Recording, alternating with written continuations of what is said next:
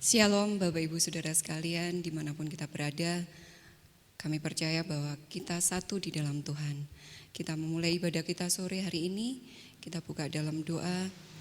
Bapa kami yang bertata dalam kerajaan surga, kami mengucap syukur untuk kesehatan yang Kau berikan buat kami. Kami mengucap syukur Bapa, dengan rahmat-Mu kami boleh beribadah kepadamu. Dan inilah ungkapan syukur kami naikkan kepadamu melalui pujian dan penyembahan kami Bapa. Layakkan kami Bapa untuk memberikan yang terbaik untuk kemuliaan nama-Mu. Dalam nama Tuhan Yesus kami sudah berdoa dan bersyukur, haleluya, amin. Biarlah kita memiliki hati yang rindu untuk kita selalu dekat kepada Tuhan. Kita mau bagai Raja Wali yang terbang karena kekuatan yang diberikan oleh Tuhan.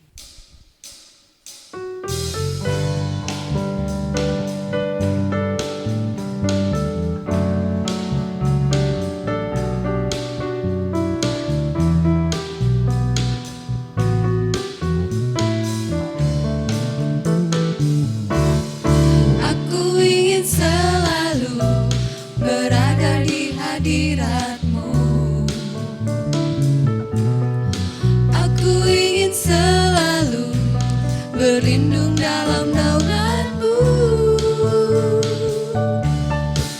di bawah kepak sayap-Mu, Kau bawaku terbang tinggi, melintasi langit biru, bagaikan Raja Wali.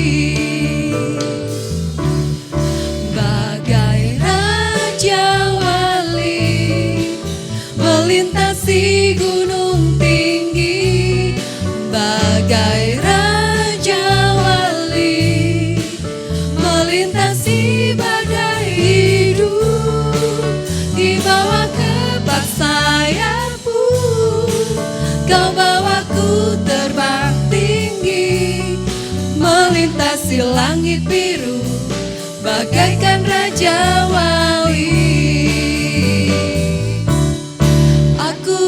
Selalu berada di hadirat-Mu, aku ingin selalu berlindung dalam naungan-Mu,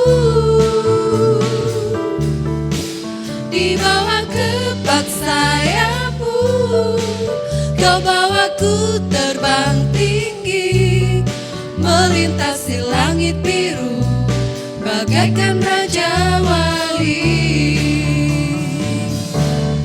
Bagai Raja Wali, melintasi gunung tinggi, bagai Raja Wali, melintasi badai hidup, di bawah kepak sayap-Mu, Kau bawaku terbang tinggi, melintasi langit biru, bagaikan Raja Wali. Bagai Raja Wali, melintasi gunung tinggi, bagai Raja Wali, melintasi badai hidup, di bawah kepak sayap-Mu, Kau bawaku terbang tinggi, melintasi langit biru, bagaikan Raja Wali, melintasi langit biru, bagaikan Raja Wali.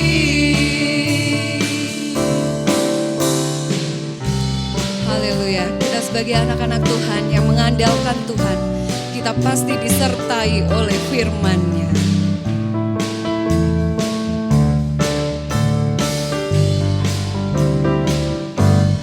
Jalan hidup orang benar diterangi oleh cahaya firman Tuhan. Jalan hidup orang benar semakin terang hingga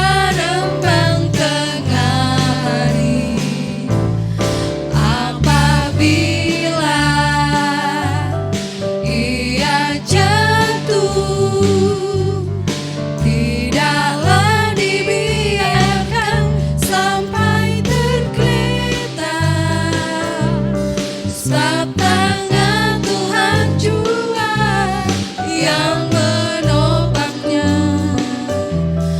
dan membangkitkanku kembali. Jalan hidup orang benar diterangi oleh cahaya firman Tuhan. Jalan hidup orang benar semakin terang hingga rembang tengah hari.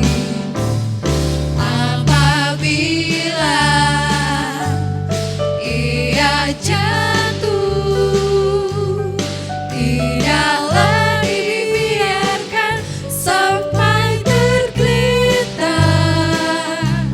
sebab tangan Tuhan juga yang menopangku dan membangunkanku kembali.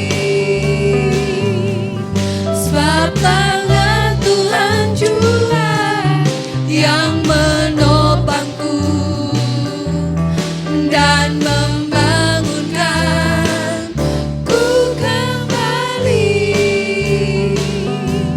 Sebab tangan Tuhan juga yang menopangku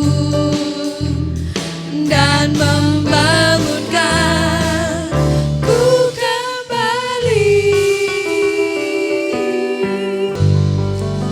Puji Tuhan, kita percaya bahwa setiap langkah kita pasti disertai oleh Tuhan. Apapun yang terjadi dalam kehidupan kita, apapun yang kita alami, patutlah kita mengatakan bahwa Tuhan Yesus tetap baik dalam segala hal.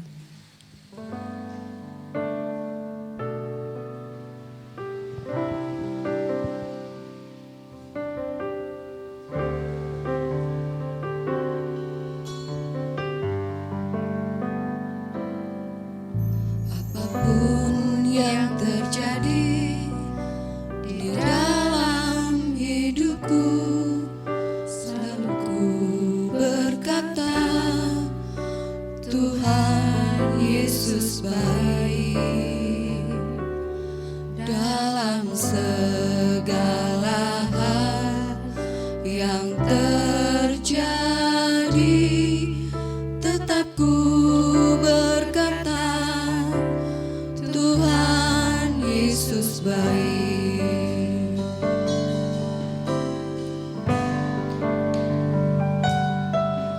Apapun yang terjadi di dalam hidupku, selalu ku berkata, Tuhan Yesus baik dalam segala hal yang terjadi.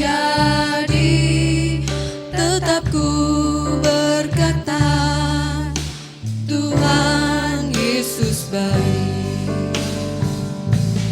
Ku sembah Kau, ku sembah Kau, tak dapat ku membalas kasih-Mu.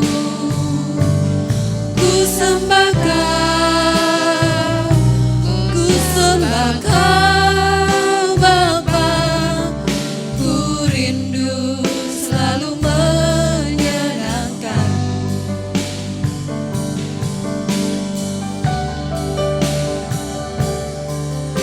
Apapun yang terjadi di dalam hidupku, selalu ku berkata, Tuhan Yesus baik dalam segala hal yang terjadi.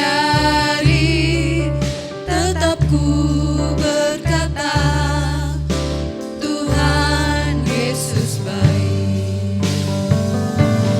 Ku sembah Kau, ku sembah Kau,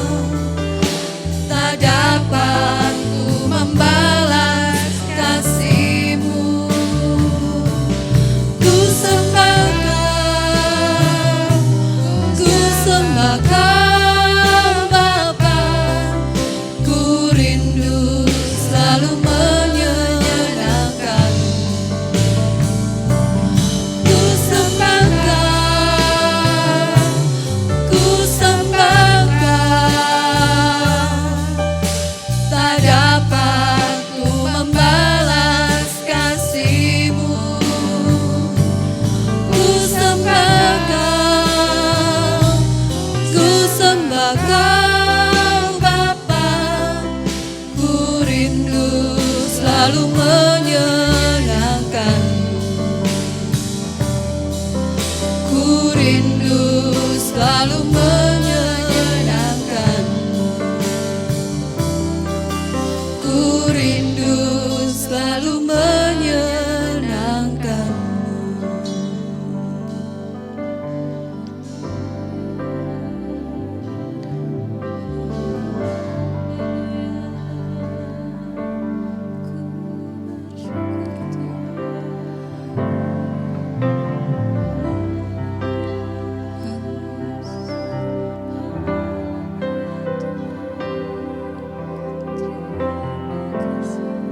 Inilah kerinduan kami Tuhan.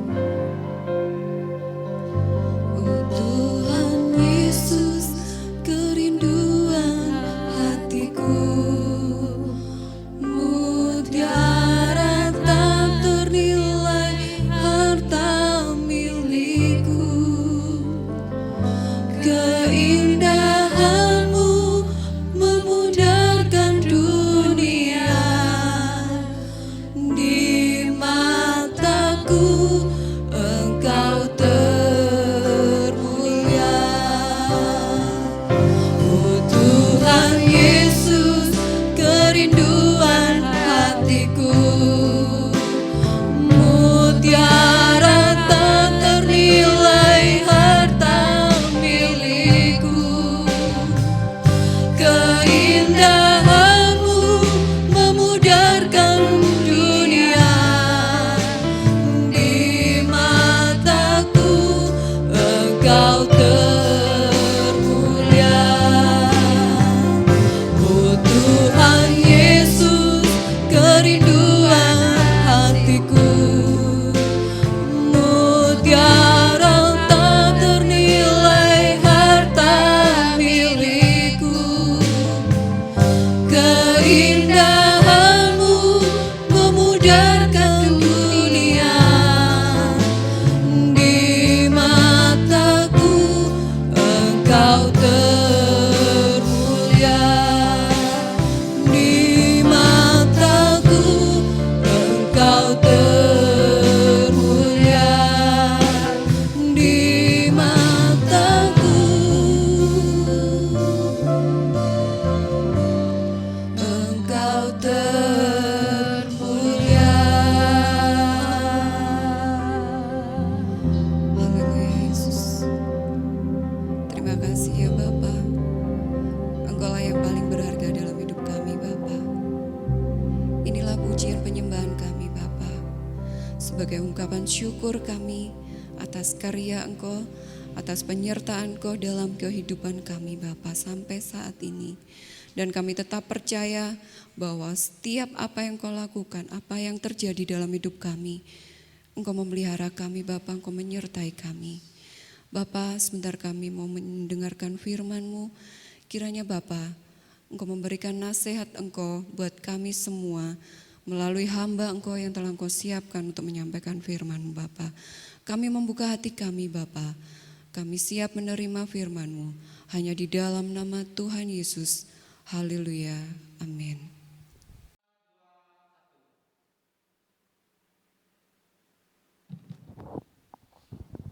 Salam Bapak Ibu Saudara sekalian yang ada di rumah. Gimana kabarnya?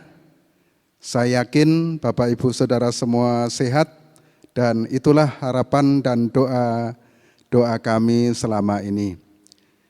Puji Tuhan, sore hari ini kita bisa kembali beribadah secara online selama PPKM ini. Kita memang harus tetap mematuhi protokol kesehatan supaya kita tetap terjaga, kita tetap sehat, kita tetap menjalankan aktivitas kita sebagaimana biasa. Bapak, Ibu, dan saudara sekalian yang dikasihi oleh Tuhan, akhir-akhir ini berita yang sangat mengejutkan, ya, yang sering-sering kita dengar adalah berita kematian, ya, berita-berita sakit penyakit, baik dari teman kita, saudara kita, tetangga kita, bahkan pejabat-pejabat kita. Itu sedang terjadi pada akhir-akhir ini. Tetapi saudara-saudara, kita sebagai orang-orang yang percaya kepada Tuhan, ada satu hal yang menjadi tema kita pada sore hari ini.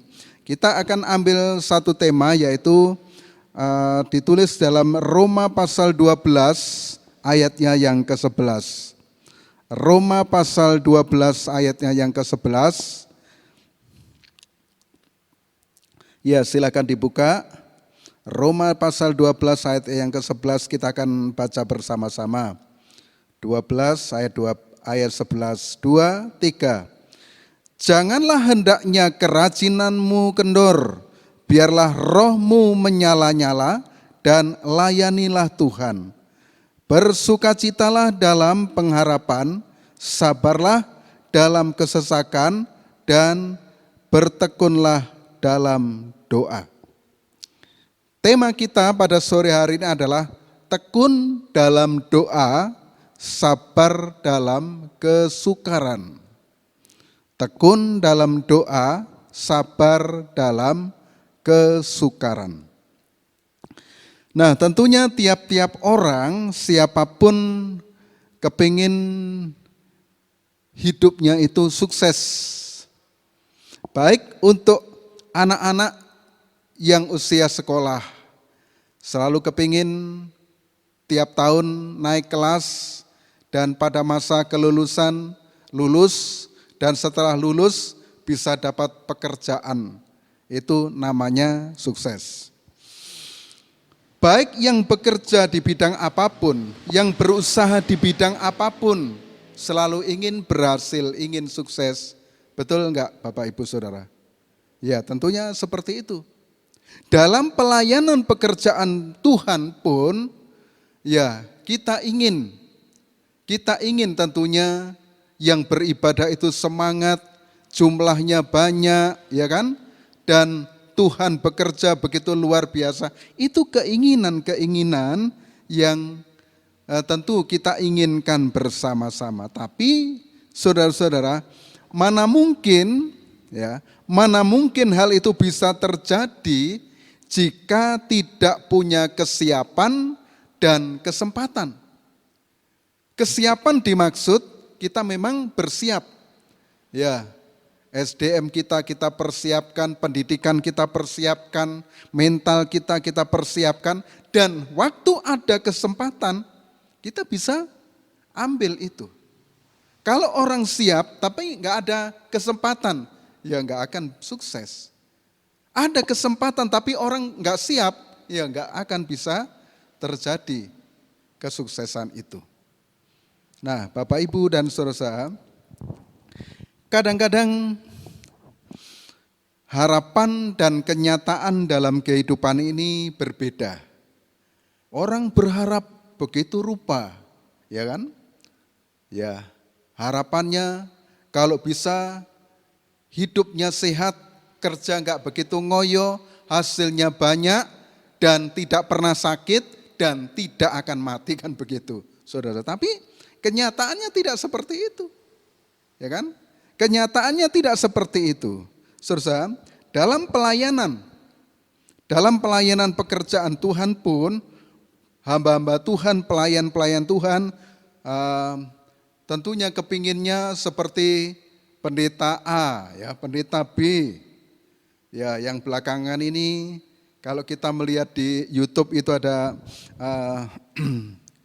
Pastor Andi Simon, ya, di Kalimantan, ya, Kalimantan Timur atau mana itu. Saudara, kalau kita melihat pelayanannya begitu luar biasa, ya, orang hanya dipegang saja, mana yang sakit langsung sembuh, saudara. Tapi belakangan beberapa hari ini, ya, ada berita bahwa Pastor Andi ini sudah dipanggil oleh Tuhan, ya, sudah dipanggil oleh Tuhan. Saudara, kita kepingin seperti hamba-hamba Tuhan yang lain. Seperti misalnya kalau di Singapura itu Pastor Kong Hee, ya. Kalau di Indonesia juga seperti Insinyur Niko misalnya, dan banyak lagi yang lainnya. Saudara, tentu pelayan Tuhan kepingin seperti hamba-hamba Tuhan, pendeta-pendeta yang sukses, yang berhasil, yang jumlah jemaatnya banyak, gerejanya besar. Ya saudara, tentu itu sebuah impian dan sebuah keinginan. Tapi saudara-saudara, masing-masing diberi karunia yang berbeda-beda sesuai dengan ukuran, sesuai dengan takaran. Ya, kalau takarannya kecil diberikan yang besar, ambrol, terbuang. Terbuang. Kalau takarannya kecil diisi banyak, akan terbuang sia-sia. Jadi masing-masing itu diberi oleh Tuhan sesuai dengan kesanggupan, sesuai dengan karunia ya yang Tuhan beri kepada masing-masing. Nah, Bapak, Ibu, dan saudara yang dikasihi Tuhan, salah satu modal dalam kehidupan kita sebagai orang yang percaya kepada Tuhan, seperti tema yang sudah saya sebutkan di atas, bahwa tekun dalam doa, sabar dalam kesukaran. Nasihat Rasul Paulus ini yang diucapkan dalam Roma pasal yang ke-12 ayatnya yang ke-12 ya, yang mestinya 12. Roma 12 ayat 12. Bersukacitalah dalam pengharapan, sabarlah dalam kesesakan, dan bertekunlah dalam doa. Ini modal. Ya, ini modal. Ya, saudara-saudara, kalau kita memang diberikan karunia, talenta dalam pelayanan ini seperti yang kita harapkan, ya puji Tuhan. Tapi andai kata Tuhan tidak memberikan kepada kita karena memang kesiapan kita, ya, modal pendidikan kita, SDM kita tidak mumpuni, ya, kita tidak perlu memaksakan diri. Tetapi satu hal yang harus kita jalani dalam hidup ini adalah tekun dalam doa, sabar dalam kesukaran. Kenapa Paulus katakan ini? Ya, ini sebagai nasihat. Sebagai nasihat supaya jemaat Tuhan, orang-orang yang percaya kepada Tuhan itu dalam menghadapi berbagai macam kesulitan dalam hidup ini tidak mudah putus asa. Tidak mudah roboh. Tidak mudah ambruk, lemah, dan mundur dari imannya. Saudara-saudara, ya, jadi sebagai orang yang percaya, tentunya satu hal harus bersukacita dalam pengharapan. Bersukacita dalam pengharapan. Saudara-saudara, seperti seorang petani, karena menanam apa yang ditanam, dirawat, dipelihara, diberi pupuk, diberi air yang cukup, sehingga ada harapan. Karena dia menanam, dia pasti panen. Nah, begitu juga dalam hidup kita. Kalau kita menanam sesuatu yang baik dalam hidup ini, saudara, hidup yang Tuhan berikan ini kita manfaatkan untuk melakukan segala sesuatu yang baik. Nah, nantinya kita akan panen. Akan menuai dari apa yang kita perbuat dalam hidup ini. Lah kalau kita masa bodoh, nggak mau tahu tentang hidup ini opo-opo roh besok, saudara, ya tidak akan menemukan harapan. Betul nggak, saudara? Lah nggak menanam.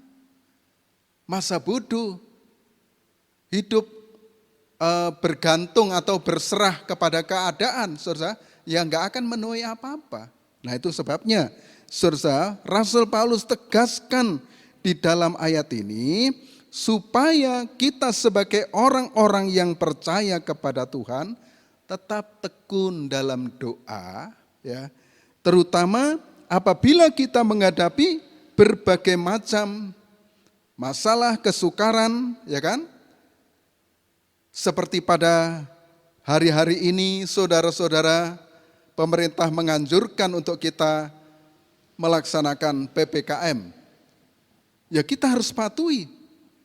Demi keselamatan kita bersama, saudara-saudara, untuk memutus mata rantai penularan Ya, kita patuhi, kita taati ini, saudara-saudara.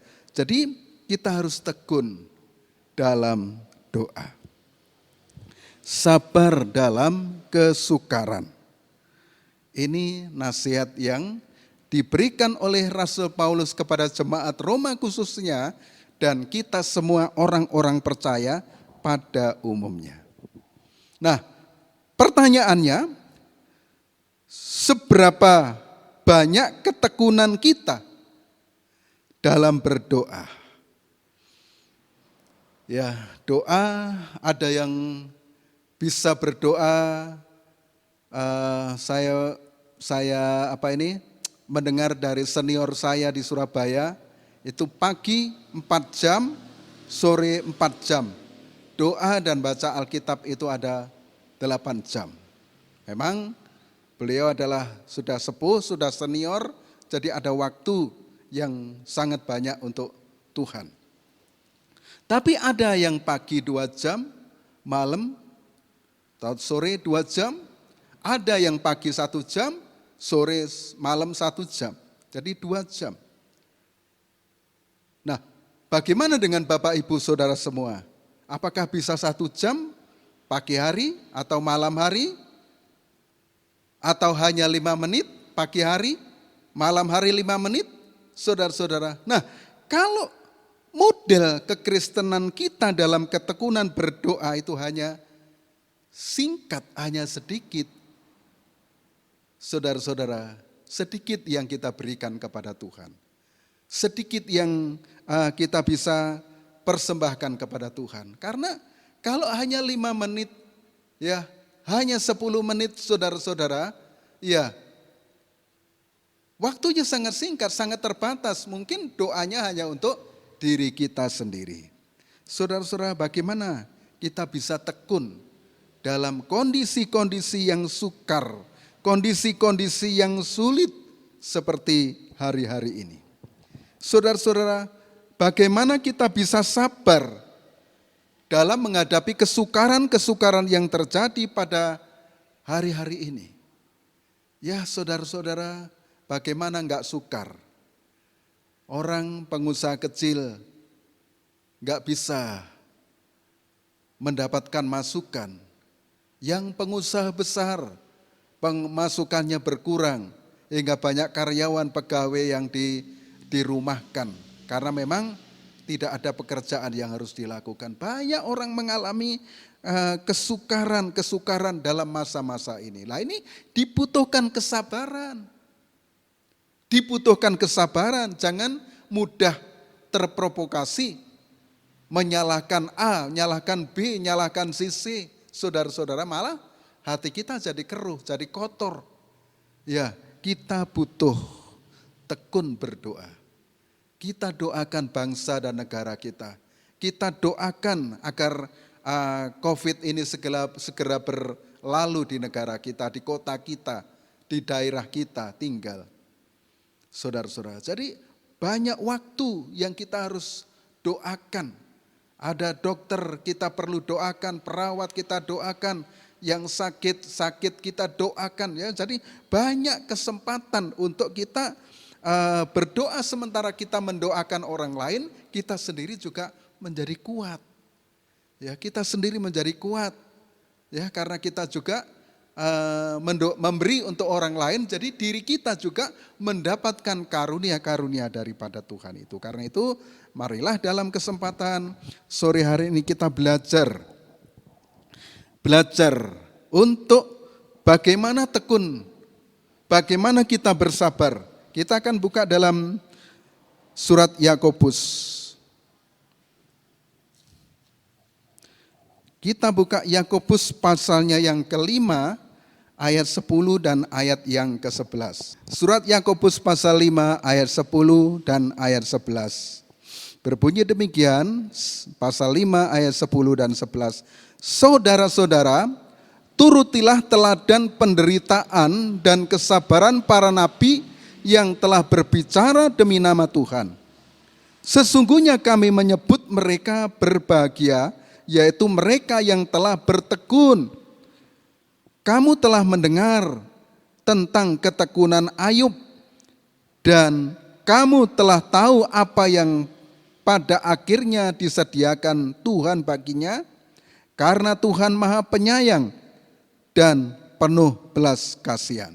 Ya, sore hari ini kita belajar ketekunan seperti yang diajarkan, dinasihatkan oleh ayat ini. Tekun seperti Ayub, tekun seperti nabi-nabi. Saudara-saudara, bagaimana ketekunan Ayub? Yang pertama kita melihat, saudara-saudara yang dikasihi Tuhan, Ayub disebutkan di dalam Alkitab, kitab Ayub pasal 1, pasal 2, saudara-saudara, adalah seorang yang jujur. Ayub adalah seorang yang saleh, hidupnya berkenan di hadapan Tuhan. Tetapi oleh Tuhan diizinkan iblis untuk mendapatkan kesempatan mencobai Ayub. Apakah dia tetap tekun kepada Tuhan atau tidak? Dan iblis diizinkan oleh Tuhan untuk menguji Ayub. Kita lihat bahwa kekayaan Ayub, baik unta, baik lembu sapinya, dombanya, saudara-saudara, amat banyak. Kekayaannya amat banyak, tapi dalam sekejap harta kekayaan itu habis. Ada yang dirampok oleh musuh, ada yang disambar oleh petir, semuanya mati. Ya saudara-saudara, jadi kekayaan dan harta Ayub itu luar biasa banyaknya, dan ketika ada kabar yang kemudian hambanya datang kepada Ayub mengatakan bahwa anak tuan, ya 10 anak tuan yang sedang berkumpul makan-makan ya di rumah saudara-saudaranya, tahu-tahu mereka ditimpa bencana dan kemudian 10 anak tuan meninggal. Saudara-saudara, kita bisa bayangkan, hartanya, kekayaannya habis, 10 anaknya mati. Saya nggak bisa bayangkan saudara-saudara, penderitaan dan ujian yang menimpa kepada diri Ayub. Tapi apa yang dilakukan oleh Ayub ketika harta kekayaannya dan 10 anaknya mati? Apakah dia langsung drop, langsung putus asa, langsung kecewa? Ternyata tidak. Alkitab mengatakan terpujilah Tuhan. Ya, Tuhan yang memberi, Tuhan yang mengambil. Dalam semuanya itu Ayub tidak berbuat dosa dengan mulutnya. Ini yang saya kagum saudara-saudara. Mungkin tidak ada orang yang bisa seperti Ayub. Belum tentu 1001 orang, ya, dalam 1001 orang bisa seperti Ayub ini. Belum tentu menemukan. Saudara, dia punya hati yang begitu luar biasa. Ya, dia punya sifat ketekunan kepada Allah yang luar biasa. Tidak mandek di situ, saudara-saudara. Rupanya iblis gagal untuk mencobai Ayub sehingga Ayub bisa murtad sama Tuhan, meninggalkan imannya. Saudara-saudara, iblis nggak berhasil. Kemudian mendapat kesempatan untuk mengganggu tubuh fisiknya sehingga Ayub diizinkan mengalami sakit seluruh tubuhnya, mulai batok kepala sampai kakinya penuh dengan penyakit. Saudara-saudara, ya kita bisa bayangkan sakit hanya 1-2 bagian saja, kalau pas lagi sakit orang kebingungan. Tapi seluruh badannya sampai mungkin saking gatalnya atau mungkin saking sakitnya digaruk-garuk begitu sama beling ya, saudara-saudara, saking sakitnya. Saudara-saudara yang dikasihi Tuhan. Lalu belum mandek di situ. Istrinya yang pada saat kaya raya, setia sama suami.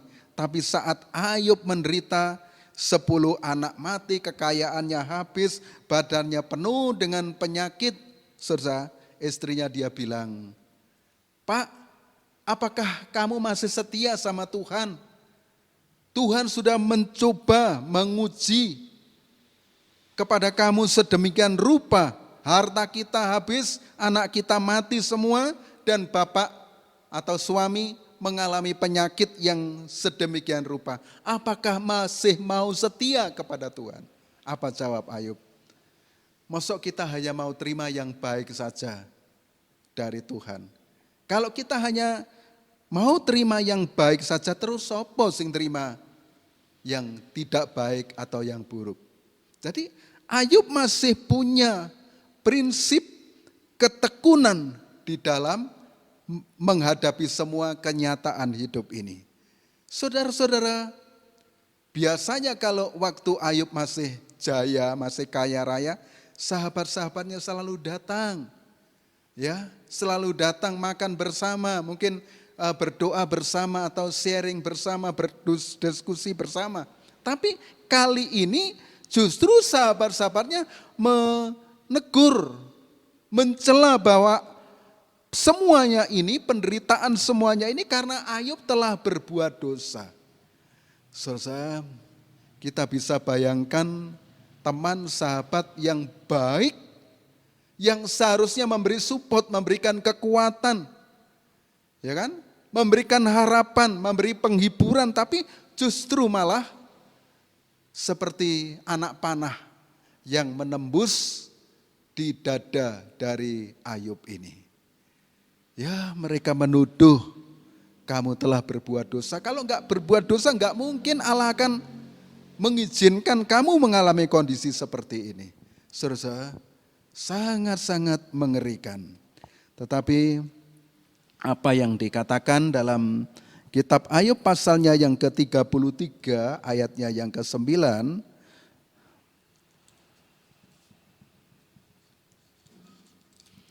33 ayatnya yang ke-9, di sana dikatakan, "Aku bersih, aku tidak melakukan pelanggaran, aku suci, aku tidak ada kesalahan." Ternyata Ayub ini masih punya dasar takut pada Tuhan. Ya, secara jujur dia mengatakan, "Aku ini bersih, aku enggak berbuat salah, aku enggak berbuat dosa." Nah, saudara, jadi sekalipun harta, anak, keluarga mengalami goncangan, bahkan sahabatnya pun mengguncang imannya, tapi Ayub mengatakan, "Aku enggak bersalah." Ayub katakan, "Aku enggak bersalah."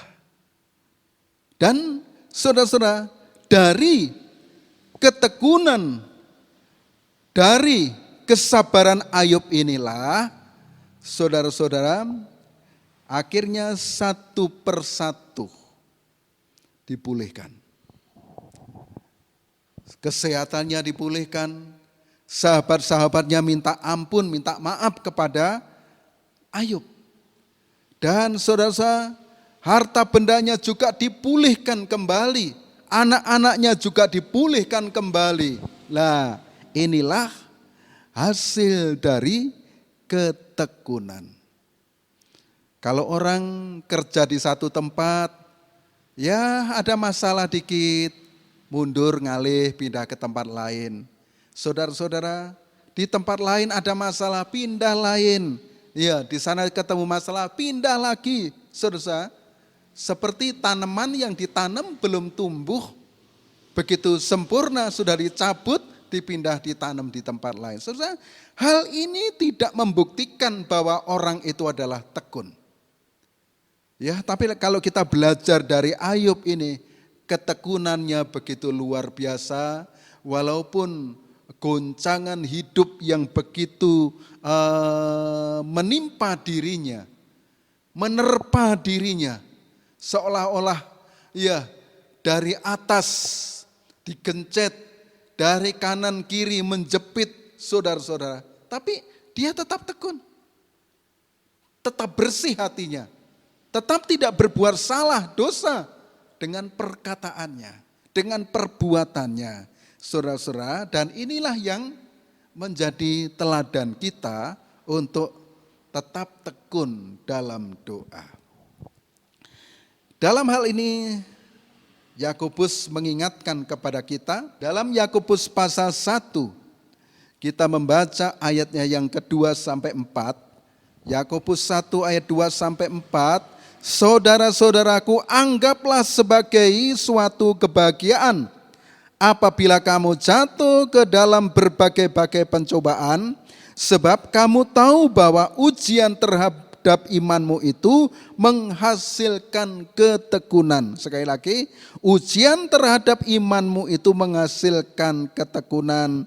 Dan biarlah ketekunan itu memperoleh buah yang matang supaya kamu menjadi sempurna dan utuh dan tak kekurangan suatu apapun. Ya, jelas saudara-saudara. Jadi ujian terhadap iman itu menghasilkan ketekunan.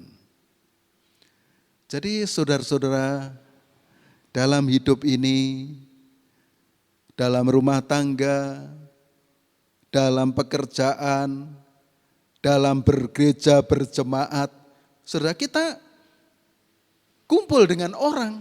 Dalam rumah tangga juga terdiri dari suami, istri, anak, ya kan? Orang tua, dan kadang-kadang juga ada kakeknya, ada neneknya, saudara, campur. Nah, dalam kondisi ini seringkali satu sama lain terjadi bendian, ya, bentrokan, salah paham, salah pengertian. Nah, ini kadang-kadang ini dipakai oleh Tuhan, ya, diizinkan maksudnya oleh Tuhan untuk menguji iman kita.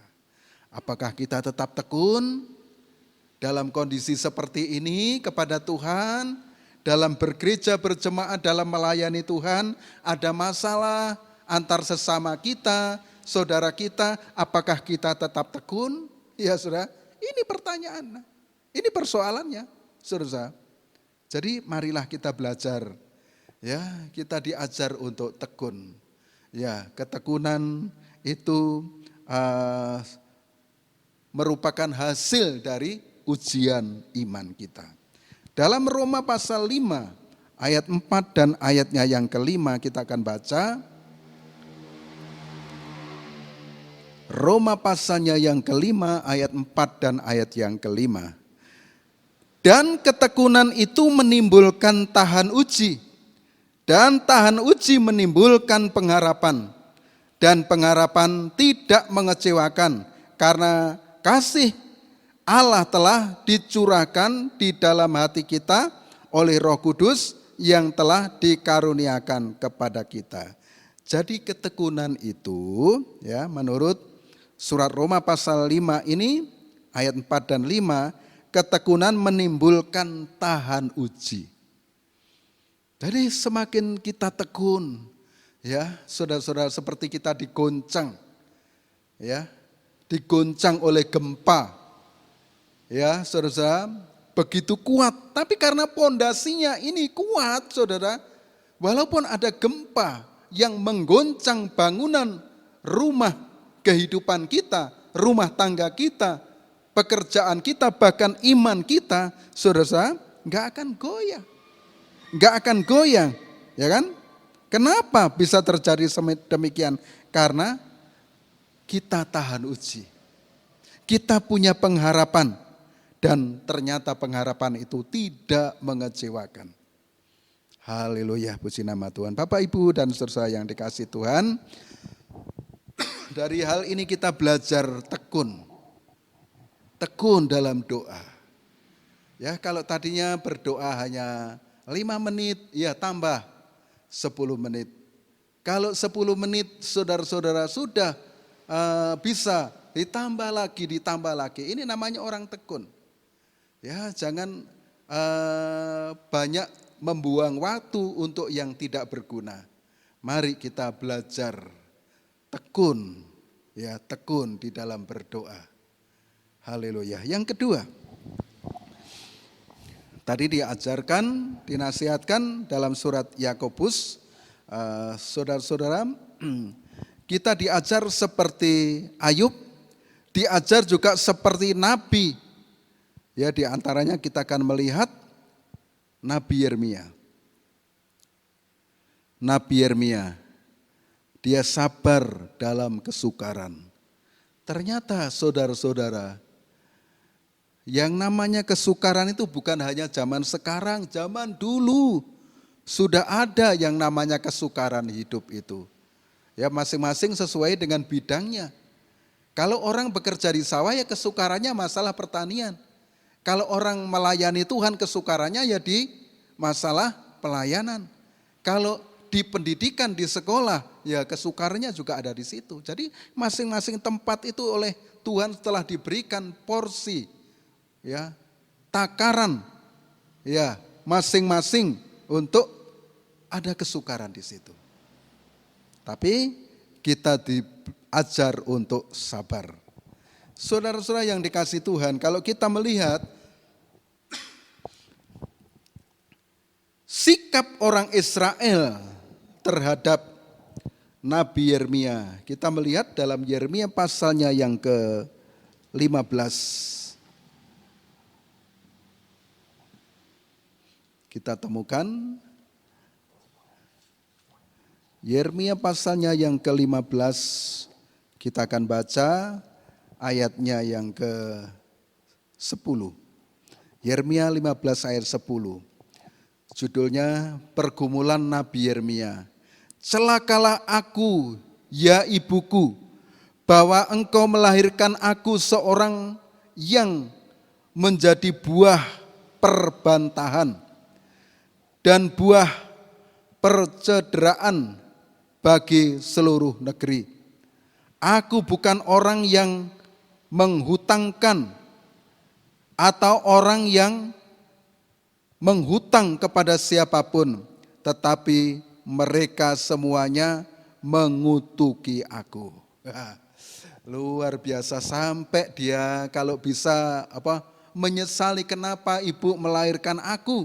Ya, karena aku telah menjadi buah perbantahan, buah omongan, buah bibir di kalangan negeri Israel.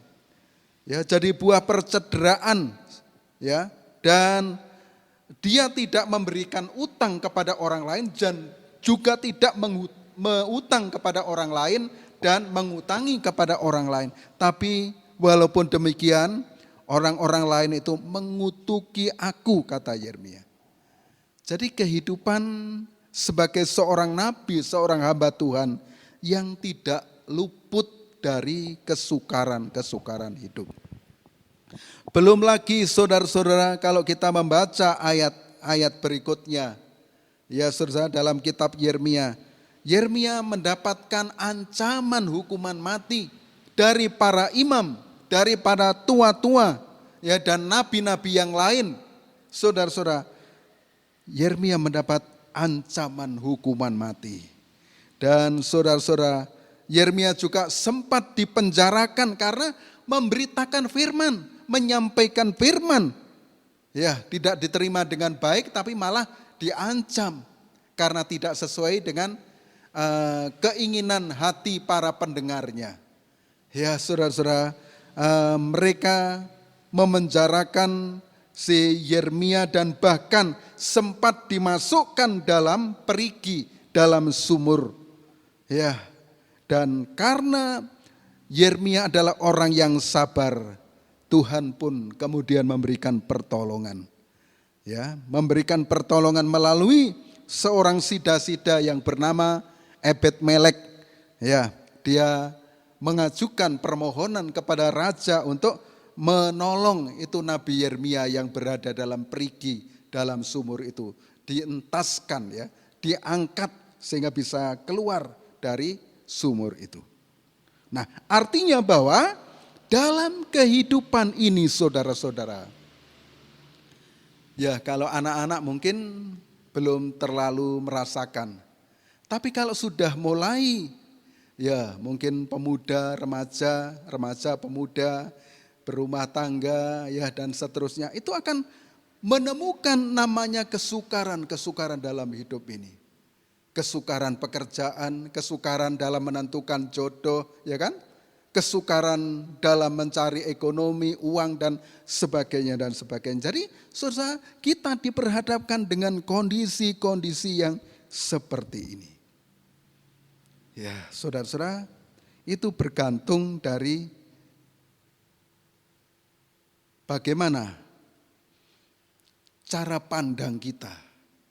Kalau mungkin kita berpikir, loh, Ayub kan orang yang saleh, orang yang jujur, kaya raya, tapi kenapa kok bisa mengalami seperti itu? Nabi Yeremia, nabi yang begitu sabar dalam kesukaran, banyak masalah yang dihadapi, bahkan dia seorang yang menyampaikan firman, tapi kenapa kok seperti itu? Ya, itu bergantung dari bagaimana kita merespon, bagaimana cara pandang kita untuk melihat kondisi seperti ini.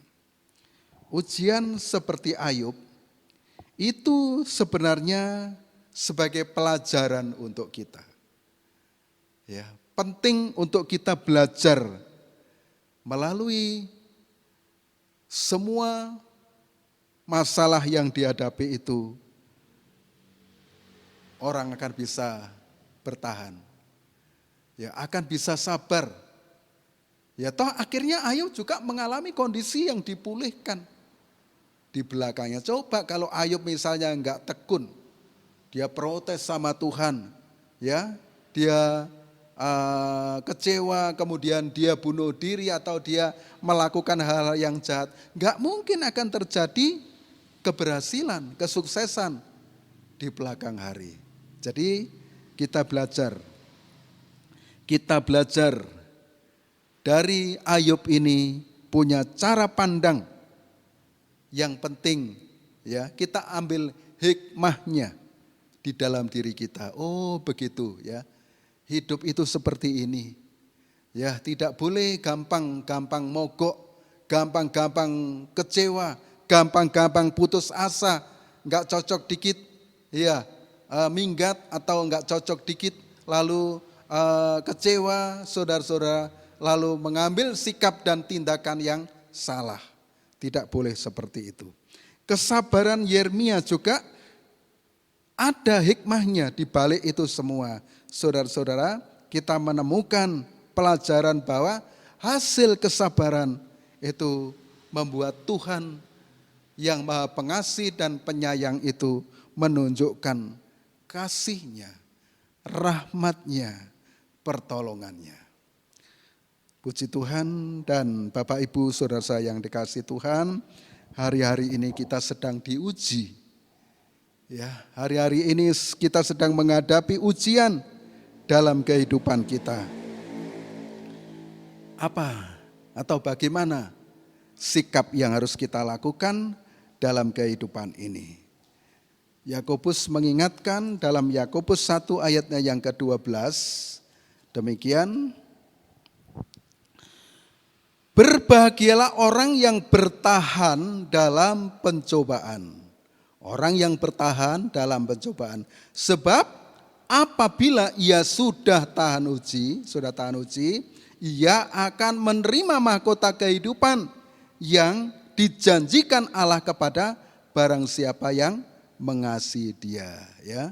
Jadi orang yang tahan uji, ya, orang yang tekun, bertahan dalam pencobaan, akhirnya dia akan terima mahkota kehidupan yang dijanjikan oleh Allah. Dan saya percaya apa yang dikatakan oleh Rasul Paulus juga, Tuhan itu tidak akan memberikan ujian, cobaan yang melebihi dari kekuatan kita. Ya, amin tentunya.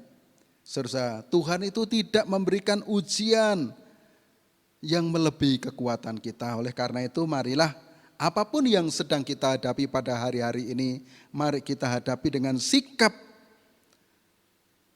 yang positif, mengajar kita untuk tekun mengajar kita untuk sabar dalam kesukaran ini. Dan saya yakin di balik semuanya ini ada rencana Tuhan. Kalau kita tekun, kita sabar, pasti di balik ketekunan dan kesabaran kita ada sesuatu yang Tuhan berikan kepada kita sebagai hasil dari jerih lelah kita dalam bertekun dan bersabar. Tuhan memberkati kita semua. Amin. Mari kita akan nyanyikan sebuah pujian, kekuatan di hidupku.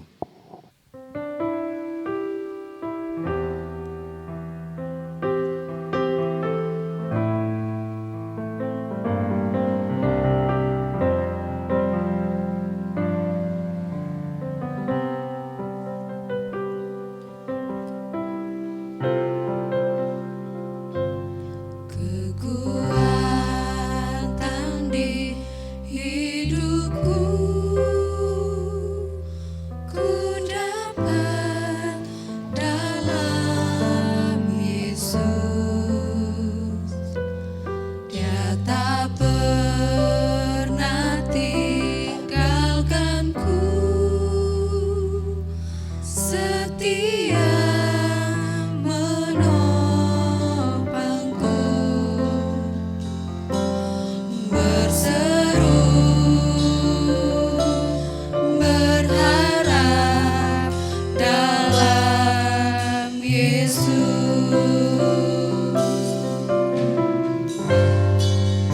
Ajaib Kau Tuhan, penuh kuasa, sanggup pulihkan keadaanku.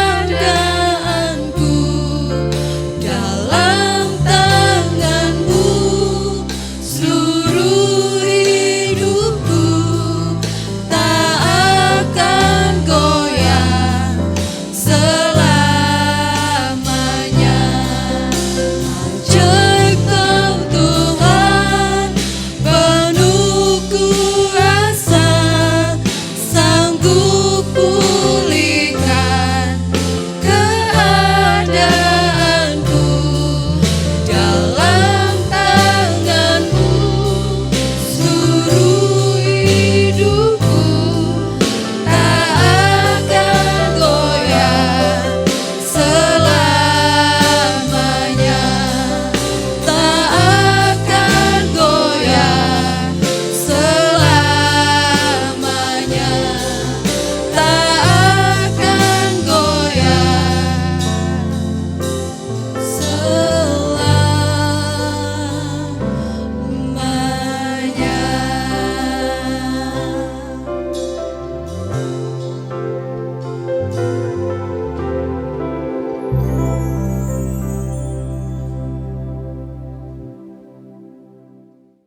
Mari kita berdoa bersama-sama Bapak Ibu Saudara sekalian.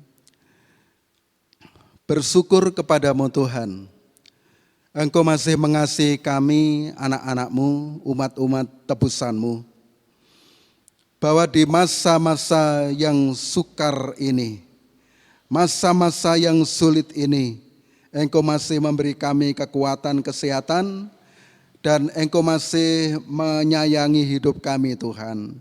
Dan pada sore hari ini, firman-Mu yang telah kami dengarkan bersama, kiranya akan menjadi pelajaran penting dalam kehidupan ini. Ketika Tuhan perhadapkan kami dengan sebuah masalah dalam hidup ini, agar kami tetap bertekun dalam doa kepada Tuhan, tetap mengandalkan Tuhan, tetap setia kepada Tuhan, tetap berharap kepada Tuhan.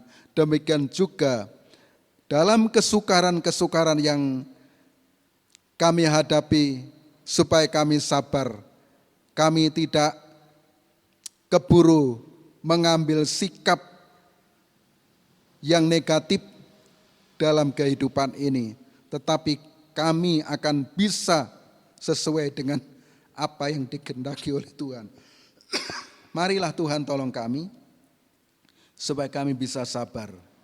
Karena di balik ketekunan dan di balik kesabaran itu ada rencana Allah yang sudah Tuhan persiapkan untuk kami semua. Tuhan berkati seluruh jemaat-Mu yang saat ini sedang mendengarkan atau menyaksikan ibadah online di rumah mereka masing-masing. Berkati kesehatan mereka, berkati usaha pekerjaan mereka bisa berhasil, sukses dan mencapai harapan dan tujuan. Jangan sampai mereka dalam kondisi seperti ini mengalami kekurangan, melainkan Tuhan berkati. Tuhan lindungi setiap saat, setiap hari, siang dan malam di mana mereka berada. Kiranya anugerah-Mu melimpah dalam hidup mereka semua. Rumah-rumah tangga diberkati kesehatan, kekuatan, damai dan sejahtera, sukacita daripada Tuhan atas mereka semua. Untuk anak-anak yang usia sekolah juga diberkati mereka semua, dan juga para pemuda remaja diberkati oleh Tuhan. Dan kami juga doakan keluarga-keluarga yang lanjut usia, yang sakit, Tuhan berikan pulih, sehat, sembuh, normal kembali. Terima kasih Bapak, terima kasih.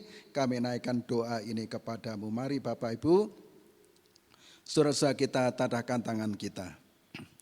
Bapak Ibu, saudara seluruh jemaat, terimalah berkat, rahmat dan anugerah, damai dan sejahtera dari Allah Bapa, cinta kasih dalam putranya yang tunggal Yesus Kristus, dan persekutuan Roh Kudus memberkati kita semua dari saat ini sampai Maranatha Tuhan Yesus datang kembali. Berkat nama Tuhan Yesus kami alaskan doa ini. Haleluya, sama-sama kita katakan amin.